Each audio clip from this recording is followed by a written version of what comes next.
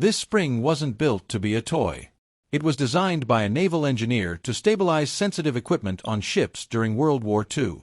One day, a prototype spring accidentally slipped off a shelf, and instead of just falling, it flipped end over end and walked across the floor by itself. That accident became the Slinky. Speaking of failed experiments, think about the gum you might have chewed this week. In the 1860s, an inventor named Thomas Adams was trying to turn a natural tree sap called chicle into synthetic rubber, hoping to make cheap car tires out of it.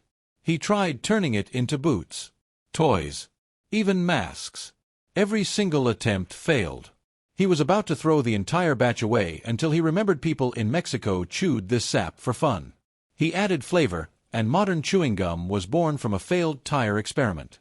Speaking of things born from garbage, in the 1920s, workers at a small pie company in Connecticut used to toss around their empty metal pie tins during breaks, just to kill time.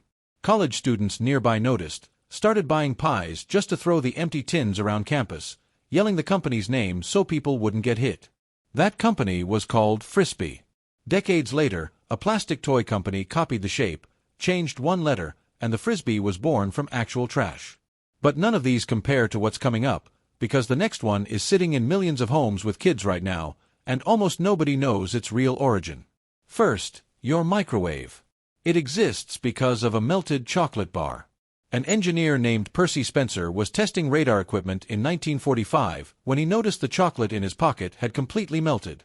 Instead of getting annoyed, he got curious, pointed the same equipment at popcorn kernels, and watched them pop. When the first microwave hit the market 2 years later, it stood 6 feet tall, weighed 750 pounds, and cost $5,000, more than a house down payment at the time. That single accident is the entire reason you can heat up leftovers in 2 minutes today. Now, the one I promised you. Play-Doh. It was never invented to be a toy. In the 1930s, it was sold as a cleaning product, designed specifically to remove soot from wallpaper. For over 20 years, families bought it exclusively to clean their walls, not to play with it. The company was actually about to lose the entire product until a schoolteacher noticed her students molding the leftover cleaner into shapes instead of throwing it away. That one classroom accidentally saved the company.